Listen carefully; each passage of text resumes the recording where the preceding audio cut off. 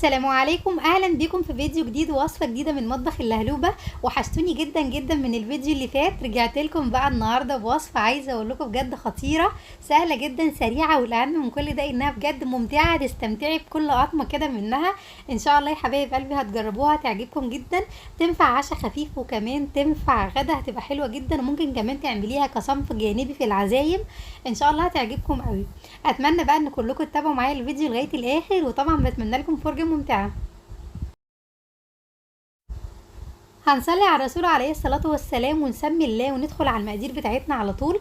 اول حاجة في الطاسة هنا معايا بصلتين صغيرين، ممكن طبعا تجيبي بصلة كبيرة وتفرميها ناعم خالص، وكمان 2 فلفلاية ملون احمر واصفر، وكمان تقريبا يعني جزراية كبيرة او 2 صغيرين مبشورين بالمبشرة ناعم خالص، وشوية كمان من السبانخ. ممكن تستبدلي السبانخ دي على فكرة بالكوسة المبشورة، وممكن كمان تستبدليها بالبسلة، ينفع اي نوع خضار عندك في البيت اشتغلي بيه. وكمان هيبقى معايا رشة زيت صغيرة خالص على الكلام ده، وكمان معلقة زبدة. حطيت بقى الطاسه بتاعتي على النار، وهسيب بقى الخضار الجميل ده لغايه لما يدبل مع بعضه كده ويبتدي ان هو بقى يسيح. لان زي ما انتم شايفين ان الحاجه الوحيده اللي استخدمتها فريش هي البصل، لكن بالنسبه للجزر والسبانخ والفلفل الملون الحاجات دي كلها الحقيقه يعني انا بستخدمها من الفريزر على طول مجمده. وهنا بقى في الطاسه التانية حطيت معلقه زبده على معلقه زيت، وممكن طبعا تستخدمي سمنه على زيت او زيت بس زي ما انت عايزه. وهنحمر بقى كيس ونص كده شعريه، ممكن برضو على فكره تحمري كيس بس عايزه اقول لكم انا حمرت كيس ونص. بس الحقيقه الكميه كانت كتير شويه، انا كنت محتاجه يعني شويه كده ايه يعني ازيد من الوصفه. فانت لو هتعملي صينيه كده تكون متوسطه استخدمي كيس واحد بس شعريه.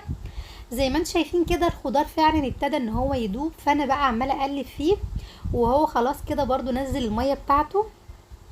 والشعريه بتاعتي خلاص اهي ما شاء الله اتحمرت تحميره كويسه جدا. دلوقتي هنزل عليها بقى شويه ميه. اظبطي الشعريه بالظبط زي ظبطه الرز، يعني فوق المقدار بتاع الشعريه بمقدار عقله الصباع بس ميه، ما تكتريش ميه عن كده. وهنحط طبعا بقى الملح بتاعنا والفلفل، وهنحط كمان واحد كده من مكعب المرقه علشان يطعم الشعريه ويديها طعم حلو. يا ستي مش عاوزه تحطيه، في ناس كتير قوي بصراحه يعني ما بيحبوش، ما تحطيهوش، ممكن تستبدليه بالمرقه بتاعه الفراخ العاديه لو عندك في الفريزر، او مرقه لحمه برضو، او ميه من الحنفيه برضو هتنفع. وده كده الخضار بتاعي زي ما انتوا شفتوا كده في الاول ان هو نزل ميته، وبعد كده رجع شربها تاني وتشوح كويس قوي مع الزبده. نزلت عليه بقى كده ربع فرخه، اللي هو يعني نص صدر. فرماه طبعا في الكبه ناعم خالص، وممكن على فكره بدل ما تفرميه تقطعيه قطع صغيره. وبعدين هبتدي بقى ان انا ايه اشوحه كده تشويحه حلوه بقى مع الخضار. زي ما انتم شايفين كده ما شاء الله ان الاكله بتاعتنا النهارده مليانه الوان كتير وخضار كتير، وان شاء الله بجد يعني هتبقى مفيده جدا لاطفالنا. دلوقتي بقى هنحط شويه كده من الملح، ونحط كمان شويه فلفل وشويه بابريكا، ونقلب بقى الكلام ده كله كويس قوي مع بعضه. خلاص كده هي الفراخ استوت والخضار برضو دبل كويس قوي، هنطفي عليهم النار. دلوقتي هنروح على طول بقى نجهز الطبقه بتاعه البشاميل او الصلصه اللي هي البيضه. في حله كده نضيفها على النار، نحط فيها معلقتين زبده على رشه زيت صغيره خالص. هتقولي ليه بتحطي زيت؟ ما انت ممكن تحطي زبده بس علشان يا جماعه البشاميل يعني يطلع لونه حلو، لان الزبده من الحاجات اللي هي ممكن تتحرق بسرعه على النار. وحطيت كمان معلقتين دقيق، وببتدي بقى ان انا اقلب كده بسم الله لغايه لما الدقيق يستوي، واحس كده ان هو يعني ايه لونه بقى دهبي، بس دهبي فاتح. اول بقى ما الون كده معايا بروح نازله على طول برتل حليب، بس طبعا يا جماعه الحليب ما يكونش سخن، لان انت لو حطيتي الحليب سخن الدقيق ده على النار يعني سخن، هتلاقيه بقى عمل معاكي تكتلات وهيكلكع منك وهيتعبك. لكن انت من الافضل ان انت تكوني مطلعه الحليب من التلاجة ساقع. ساعتها بقى الدقيق بيفك بقى على مهله، يعني ما يكلكعش معاكي ولا يخرس خالص. حطيت له طبعا شويه فلفل بقى او فلفلته وملحته. ودلوقتي جبت بقى الشعريه، حطيت عليها الخلطه بقى بتاعه الفراخ والخضار الجميله دي، وقلبت الحاجات دي كويس قوي مع بعض. ودي بقى الصينيه اللي انا هدخلها الفرن، ممكن تستبدليها طبعا ببايركس مربع او مدور، او حتى صينيه المونيا زي دي اي حاجه عندك. وبعدين بدهنها بقى مسحه كده حلوه من الزبده.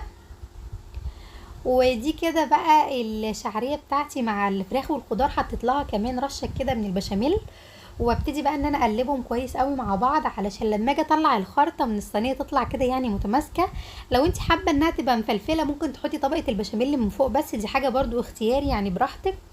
وبعد كده فضيت بقى الشعريه بقى بالخضار بالفراخ كلها كده في الصينيه، وببتدي بقى ان انا ايه اساوي السطح بتاعها خالص.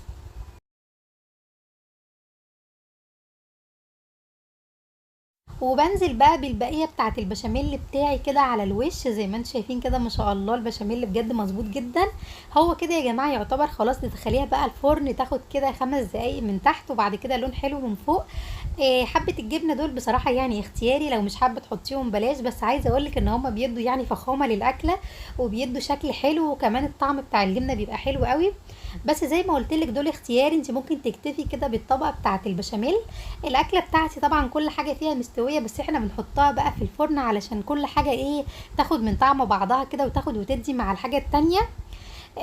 بنحطها زي ما قلت لك 10 دقايق كده من الفرن من تحت، ودقيقتين 3 في الفرن من فوق تحت الشوايه، وبتتابعيها لغايه بقى ما تاخد اللون التحفه اللي انتوا شايفينه ده. اللهم بارك بجد جميله، حاجه كده يعني عسل لوز اللوز. ان شاء الله يا حبايب قلبي هتجربوها وهتعجبكم جدا جدا. ما تنسونيش بقى يا حبايب قلبي لو عجبتكم الوصفه الجميله دي من صالح دعائكم، وكمان كومنتاتكم الجميله اللي انا على طول بستناها. ودي بقى قطعه كده طلعتها لكم بقى من جوه علشان تشوفوا الجمال البشاميل بقى مع الخلطه الجميله. وكمان بجد الشعريه طعمها حلو قوي يا جماعه، بجد حلو قوي قوي يعني، لو محدش جربها قبل كده انها ياكلها من غير رز بجد ان شاء الله هتعجبه قوي. وبس كده، اتمنى بقى ان كلكم تجربوها بالهنا والشفا طبعا ليكم كلكم، وبالهنا والشفا بقى للي كلها. واشوفكم بقى ان شاء الله يا حبايب قلبي فيديو جديد، هتوحشوني قوي قوي لغايه الفيديو الجاي. مع السلامه.